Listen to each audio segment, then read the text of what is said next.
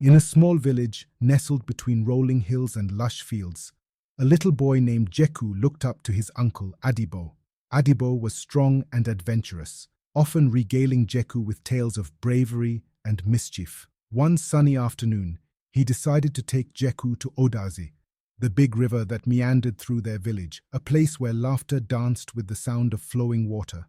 As they approached the river, the air shimmered with warmth and the scent of blooming wildflowers. Jeku's eyes widened at the sight of the vast, glistening water, its surface sparkling under the sun like 1,000 tiny stars. Eager to join his uncle, Jeku splashed into the shallows, giggling as the cool water tickled his feet. Adibo laughed, encouraging Jeku to come deeper. "Just be very careful," he said, his voice full of affection. He dived into the river, swimming toward the other end, displaying his years of experience in swimming. But Jeku, caught up in the joy of the moment, ventured closer to the edge, where the water danced playfully against the bank. In an instant, as if the river itself was playing a trick, Jeku lost his footing. With a startled yelp, he tumbled into the deeper waters, the current swallowing his cries. Adibo's heart raced as he lunged forward, but the river was swift and powerful. Panic spread through him as he searched frantically, calling Jeku's name. The villagers soon gathered, drawn by the commotion. They formed a chain, searching the banks and diving into the depths, but Jeku was nowhere to be found. After hours of fruitless searching, a heavy silence fell over the crowd. The sun dipped below the horizon, casting a melancholic glow. It was then that despair settled in. Many believed Jeku had drowned, but in a small secluded corner of the village lived an old woman named Elomu. She was known for her wisdom and her connection to the spirit of the river. Hearing the news, she hobbled to the riverbank, her cane tapping softly against the earth. The villagers parted for her, a mixture of respect and hope glimmering in their eyes. Elomu knelt at the water's edge, her fingers trailing through the cool current. "Jeku, my dear," she whispered, her voice carrying the weight of ancient knowledge. "If you are still with us, come back to us. The river may take, but it also gives." In that moment, as the village held its breath, a soft ripple broke the surface of the water. Elomu's eyes glimmered with understanding. She began to chant softly, words woven with the melody of the river and the whispers of the wind. The villagers watched, their hearts filled with both fear and hope. Suddenly, just as the last light of day faded, Jeku emerged, his small body breaking through the surface. He gasped for air, eyes wide and bewildered. The crowd erupted in gasps and cheers, rushing to pull him to safety. Elomu smiled gently as she cradled Jeku in her arms, brushing his wet hair away from his face. "You are not meant to be lost, little one. The river has shared a secret with you. Life is precious and must be cherished."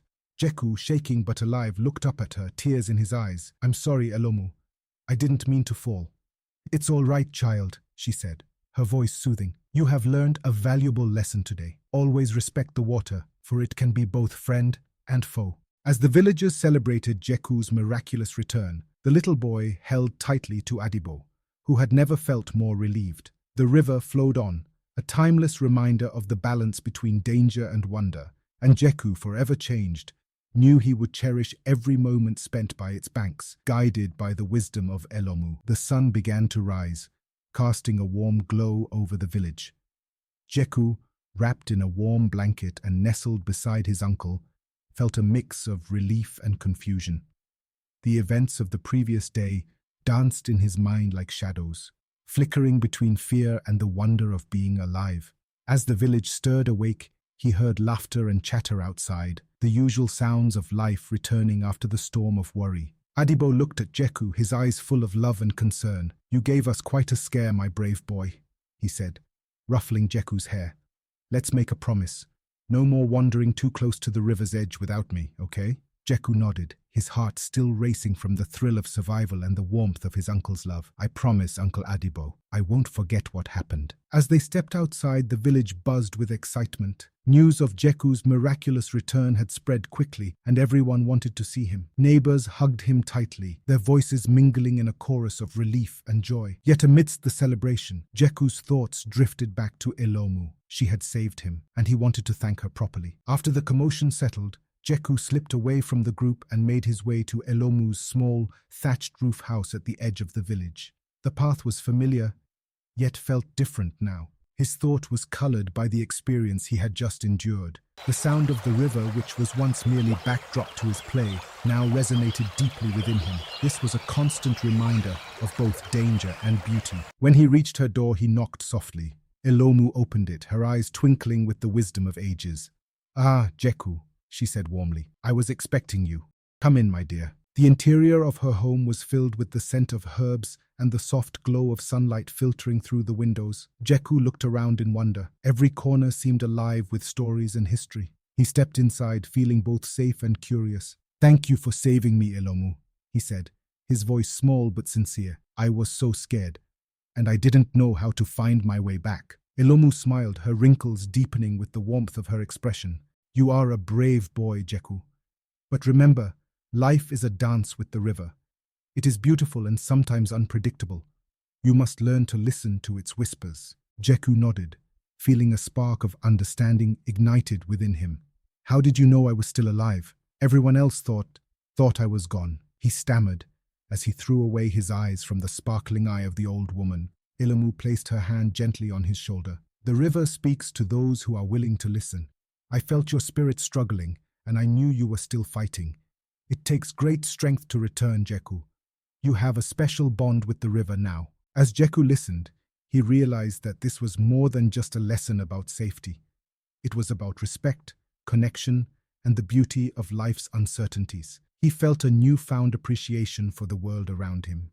Elomu reached for a small wooden box and opened it, revealing a collection of smooth, polished stones, each with a different color and texture. "These are gifts from the river," she explained. "Each stone holds a memory. I want you to choose one to carry with you, a reminder of your journey and the lessons you've learned." Jeku carefully picked up a deep blue stone that reminded him of the river's depths, shimmering with the mystery of the water. "This one," he said, feeling an inexplicable pull toward it. "It feels powerful." "Good choice," Elomu replied, her eyes shining with approval. "Whenever you hold it, remember your strength and the respect you owe to the world around you."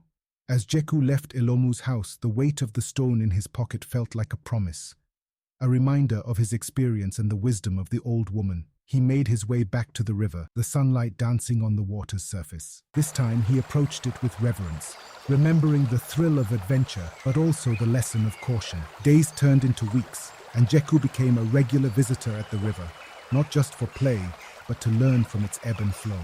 He often returned to Elomu, sharing stories of his adventures and listening to her tales of the river's spirit. The villagers, too, began to notice the change in him. He was more thoughtful, more aware of his surroundings. One day, as he sat on the riverbank, stone in hand, Jeku felt a gentle tug of curiosity. He decided to build a small raft from fallen branches and leaves, something he had always wanted to do. As he worked, he remembered the thrill of the water, the dance of the current. With the raft completed, Jeku pushed it into the river. It floated gracefully, and he watched in awe, feeling the call of adventure once more. This time, however, he was careful, keeping a respectful distance while still feeling the excitement of the journey. As he played, he realized the river had become a part of him, a friend, a teacher, and a guardian. It taught him the importance of courage, respect, and the beauty of life's mysteries. Years later, when Jeku had grown into a young man, he became known as a protector of the river, sharing the wisdom Elomu had imparted to him. He guided younger children, ensuring they understood the delicate balance of nature. The village flourished under his care, and the river remained a source of life and stories, connecting generations with its endless flow. As the years passed, Jeku blossomed into a young man, respected in the village for his wisdom and kindness. He often found himself visiting Elomu, now a cherished mentor. One sunny afternoon, as he sat with her on her porch, he brought up the idea of sharing her teachings with others. "Elomu," Jeku said, gazing at the river's glimmering surface, "I've been thinking. You have taught me so much about the river and its secrets. What if I started a gathering for the children? We could share stories and lessons about respecting nature." Elomu's eyes sparkled with pride. "That's a wonderful idea, Jeku. Children are like seeds. With the right care, they will grow strong and wise. You have the heart for this." Encouraged, Jeku began organizing weekly gatherings by the riverbank where he shared stories, games, and lessons about nature. One day, a young boy named Ekeoma, the son of the village baker, approached Jeku shyly. "Can I come to your gathering?" Ekeoma asked, his voice barely above a whisper. "Of course, Ekeoma," Jeku replied with a warm smile. "Everyone is welcome. It's a place for learning and fun. What do you want to learn about?" "I want to know how to be brave, like you," Ekeoma said, looking down at his feet. Jeku knelt to meet his gaze. "Bravery comes from understanding and respect. It's okay to be afraid, but facing your fears with knowledge makes you brave. Would you like to learn how to build a small raft, like the one I made when I was your age?" Ekeoma's eyes lit up. "Yes, that would be amazing." As the weeks rolled on, Jeku's gatherings flourished. Children from all over the village joined, eager to learn about the river, nature, and the importance of community. Jeku taught them not just skills, but also stories of respect and the harmony between humans and nature. One day, while they were crafting rafts, Jeku noticed that Ekeoma seemed quiet. He pulled him aside. "What's on your mind, Ekeoma?" "My mother says I should help her at the bakery, but I want to be here, learning from you," he admitted, his brows furrowed in concern. Jeku placed a reassuring hand on Ekeoma's shoulder. "It's important to help your family, but you can find a balance. Talk to your mother. Maybe you can spend a little time at the bakery and still join us. Show her what you're learning. I bet she'd be proud of you." With newfound determination, Ekeoma went home and spoke to his mother. To his surprise, she listened intently, her face softening as he shared his excitement about the river and Jeku's lessons. "I remember when Jeku was saved by Elomu," she said, her voice thoughtful. "Perhaps there's wisdom in what he's sharing. If you want to pursue this, I'll support you." The next gathering was filled with excitement as Ekeoma returned, his eyes shining with enthusiasm. "My mother said I can help at the bakery after our lessons. Thank you, Jeku." Jeku smiled, feeling a sense of fulfillment. "That's the spirit. You are already on your way to being brave, Ekeoma." As time passed, Jeku became not just a mentor, but a pillar of the community. He helped organize river cleanups and seasonal festivals, drawing people together to celebrate their bond with nature. He even began teaching parents about sustainability, encouraging them to pass on the values he learned from Elomu. One evening, as the sun set over the river, Jeku found himself standing at the bank, deep in thought. Ekeoma approached him, now a few years older, carrying a small wooden box. "What's that?" Jeku asked curiously. "It's a surprise for you," Ekeoma replied, a grin spreading across his face. He opened the box to reveal beautifully carved figures of animals from the river and forest. "I made these with my mother. She said they represent our connection to nature." Jeku's heart swelled with pride. "They're beautiful, Ekeoma. You have grown so much. You have learned to blend your passions with your family's work." Ekeoma nodded with seriousness in his expression. "I want to help you teach the next generation, just like you helped me. We can carry on Elomu's wisdom together." Jeku beamed. "That's a wonderful idea. With your creativity and passion, you'll inspire many." As they stood together watching the river flow peacefully, Jeku realized how far he had come since that fateful day when he nearly drowned to death. With each story shared, each lesson taught, he was weaving a tapestry of wisdom and respect for the river, a legacy that would endure for generations to come. Years later, as Jeku continued to nurture his community and guide the youth, he often found himself in conversation with Ekeoma, who had blossomed into a leader of his own right. They spoke about the future, about plans to expand their gatherings, and how they could reach neighboring villages to share their knowledge. "Imagine what we could accomplish," Ekeoma said excitedly. "We could teach others the importance of caring for the rivers and forests." Jeku smiled, feeling a deep sense of fulfillment. "Together, we will create a movement. It all begins with the seed of knowledge we plant today. And just like Elomu taught us, we must nurture it with respect and love." And so, their journey continued, intertwined with the wisdom of the river and the spirit of community, shaping a brighter future for all who lived in harmony with nature. As the years passed, Jeku's life flourished alongside his role as a mentor and protector of the river. He felt a deep sense of fulfillment, but life held even more surprises for him. Among the children who joined his gatherings was a spirited girl named Akunna, the granddaughter of Elomu. With her bright eyes and laughter like a melody, she quickly captured Jeku's attention. Akunna was curious and adventurous, often challenging Jeku with questions about the river's mysteries. One afternoon, as they sat together crafting small boats from leaves and twigs, she turned to him with a playful grin. Do you think you could build a boat that could sail to the stars? Jeku laughed, feeling warmth in his heart. If we could find a way to harness the wind and the water, perhaps we could. Their bond deepened over time, and Jeku found himself looking forward to every gathering, not just for the lessons, but for the moments shared with Akunna. As they worked together, the connection blossomed into something more profound, rooted in mutual respect and admiration. One evening, as the sun dipped below the horizon, Jeku took a leap of courage. "Akunna," he began, his heart racing.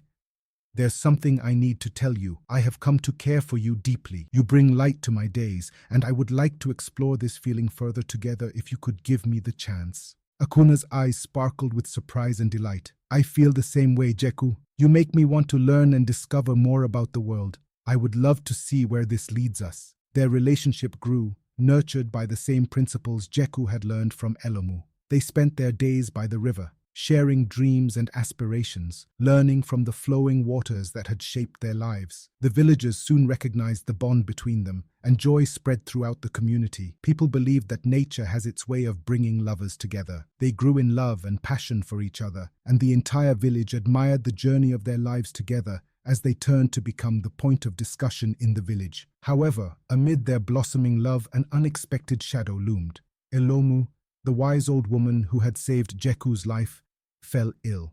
The villagers whispered worriedly, gathering around her home, their faces etched with concern. Jeku felt a tightening in his chest at the thought of losing her.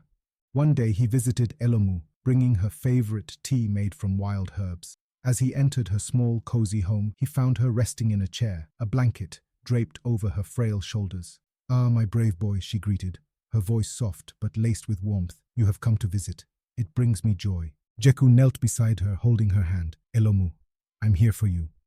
What can I do to help?" Elomu smiled gently, her eyes sparkling with wisdom. "You have already done so much, Jeku. You have brought the village together, teaching them to cherish the river, and you have brought light to my granddaughter's life." Jeku felt a swell of emotion. "Akunna is wonderful. I hope to create a future with her, one filled with the values you taught us." Elomu's gaze softened. "Love is a powerful force. It nourishes the spirit.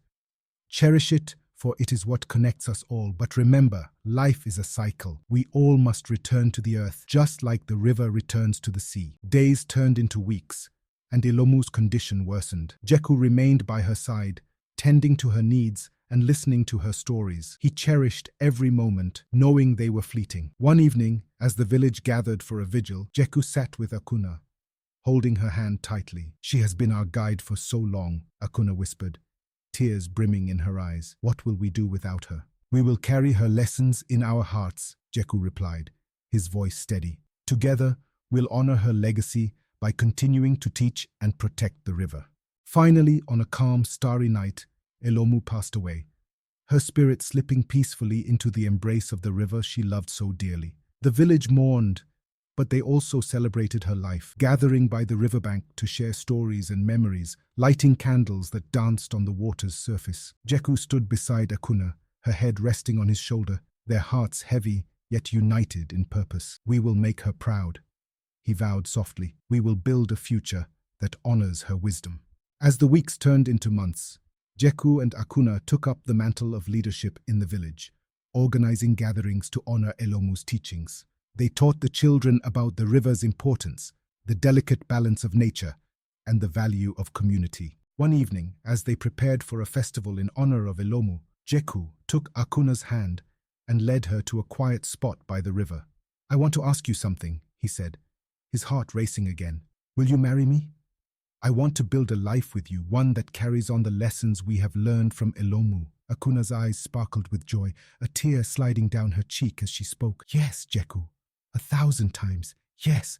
I want to share this journey with you." Their wedding was a beautiful celebration by the river, surrounded by family, friends, and the spirit of Elomu. As they exchanged vows, Jeku felt a deep sense of connection, not only to Akunna, but to the river and the legacy they would carry forward together. In the years that followed, Jeku and Akunna became pillars of the village, inspiring generations to respect the river and each other. They often spoke of Elomu, sharing her wisdom with their own children, ensuring her spirit lived on in the hearts of all who knew her. The river flowed steadily, a timeless reminder of life's cycles, and Jeku knew that in its currents, Elomu's spirit would forever guide them. As the years rolled on, Jeku and Akunna built a life filled with love, purpose, and a deep connection to the river. Their children grew up hearing stories of Elomu and the importance of respecting nature.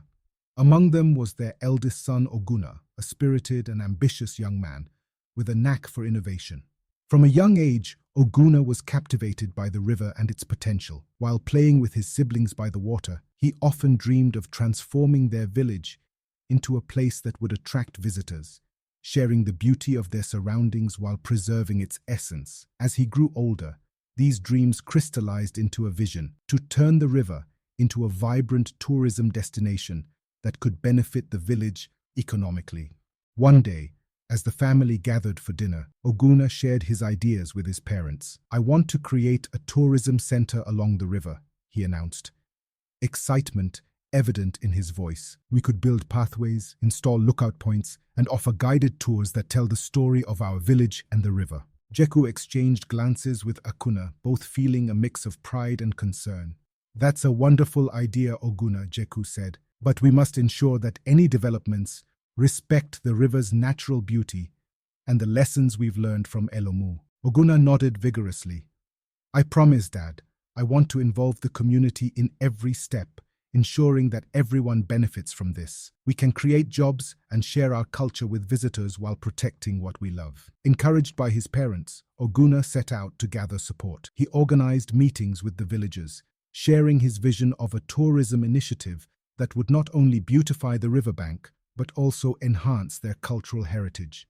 With enthusiasm, he proposed adding small wooden cabins for visitors, pathways lined with flowers, and spots for local artisans to showcase their crafts. At first, some villagers were hesitant, worried about the changes, but as Akunna outlined the potential benefits, new jobs, increased income, and a chance to share their traditions, they began to see the possibilities. With the support of his parents and the community, Akunna formed a committee to oversee the project. As work began, the riverbank transformed. They cleared debris, planted colorful flowers, and constructed beautiful wooden walkways that wound along the river's edge. Local artists painted murals depicting the village's history and connection to the river, turning the area into a living gallery. Akunna also implemented eco-friendly practices, ensuring that any tourism development respected the environment. He organized workshops for villagers to learn how to create sustainable crafts, such as woven baskets and pottery, which could be sold to visitors. Word spread about the revitalized riverbank, and soon tourists began to arrive, drawn by the stories of its beauty and the warmth of the village's hospitality. They came to walk the paths, enjoy local delicacies, and learn about the river's significance from guides trained by Jeku and Akunna. One afternoon, as Akunna welcomed a group of visitors, he spotted Jeku and Akunna observing proudly from a distance. He approached them, excitement bubbling over. "Look, Dad, they love it! We've turned our dream into reality." Jeku smiled, his heart swelling with pride. "You've done a remarkable job, Akunna. This is what we hoped for, a way to honor the river while providing for the community." As the tourism center flourished, the village began to see the fruits of their labor. Families who once struggled to make ends meet found new opportunities. Women started selling handmade crafts, while young people took on roles as guides and hospitality workers. The influx of visitors brought life and energy to the village, and everyone felt the positive change. However, with success came challenges. Akunna was keenly aware of the need to balance growth with sustainability.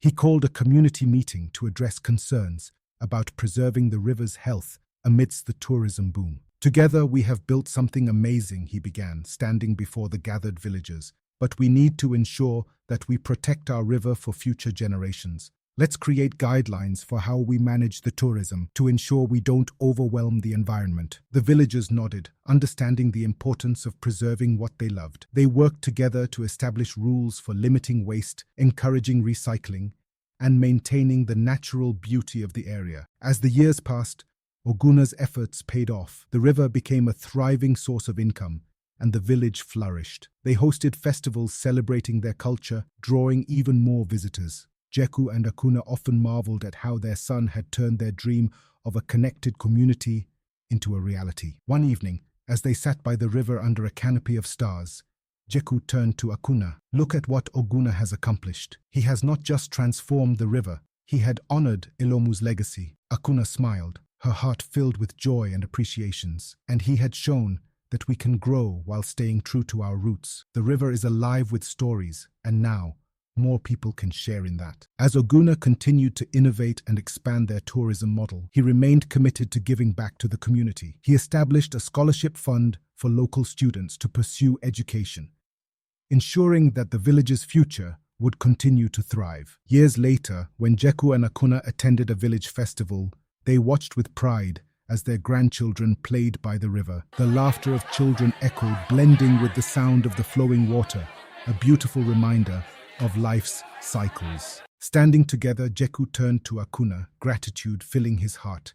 "We have come so far since those early days. The river has given us so much, and now it continues to nurture our community." "Thanks to the spirit of Elomu," Akunna replied, her eyes glistening. "Her wisdom flows through all of us." And as the festival carried on, with lights dancing on the river's surface, Jeku knew that the legacy of love, respect, and connection would live on, strongly connected with the very currents of their beloved river.